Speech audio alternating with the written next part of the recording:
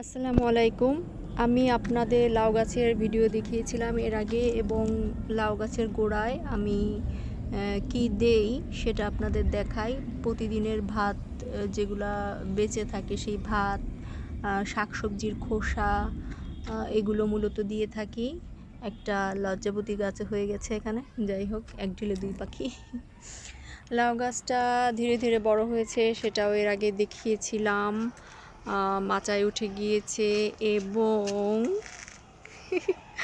এখানে একটা লাউ ধরেছে। আমার ছাদ বাগানের ফার্স্ট লাউ। একটাই আপাতত হয়েছে, আর ফুল আসছে, তবে পুরুষ ফুলের সংখ্যায় বেশি। যদিও আমি 2G কাটিং করেছি, দেখা যাক তারপর কি হয়।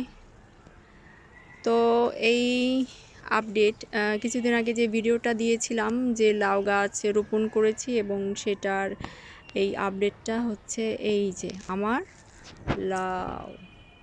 যারা ছাদে সবজি লাগাতে চান তারা অবশ্যই লাউ গাছ রোপণ করবেন, এবং 2G 3G কাটিং করে দিবেন। 10-12টা পাতা বের হলে যখন মাচায় উঠে যাবে, তখন ডোগাটা একটু পিঞ্চিং করে দিলেই ওইখান থেকে আর একটা ডাল বের হয়, এবং সেই ডালে স্ত্রী ফুল আসে, পুরুষ ফুলও আসে। স্ত্রী ফুলই আসার সম্ভাবনা বেশি থাকে। আর তাছাড়া পিঞ্চিং না করলে এমনিতেই এই যে এরকম পুরুষ ফুল ভরে যায়।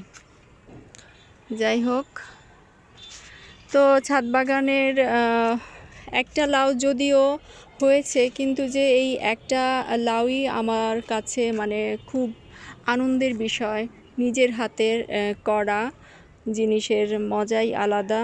যদিও বাজার থেকে আমরা কিনে খাই, কিন্তু তারপরেও নিজের হাতের সবজির আনন্দই আলাদা এবং তৃপ্তি অন্যরকম।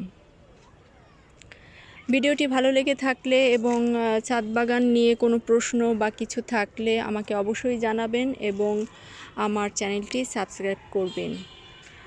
ভিডিওটি দেখার জন্য আপনাদের অসংখ্য ধন্যবাদ।